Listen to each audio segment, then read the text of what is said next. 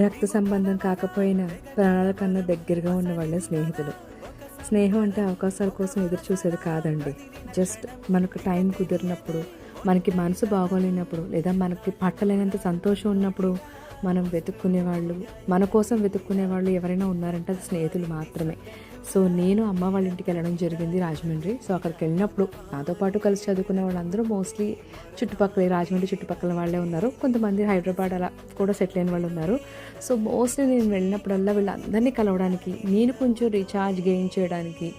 So Tirupati తర్వాత నాకు ఇంకొక బెస్ట్ ప్లేస్ ఉంది అంటే కనుక అది వీళ్ళందరినీ కలవడమే అనమాట. నాకు చాలా ఇష్టం.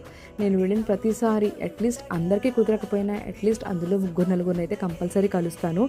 వాళ్ళ వెసులుబాటుని బట్టి మేమందరం కూడా ఒక ప్లేస్ ఫిక్స్ చేసుకుని, ఒక వెన్యూ ఫిక్స్ చేసుకుని పలా రోజున కలుద్దామని చెప్పి ఫిక్స్ అయ్యి మేమందరం కలిసి మొన్న ఆదివారం నాడు రాజమండ్రిలో కలవడం జరిగిందనమాట. Those are the best moments.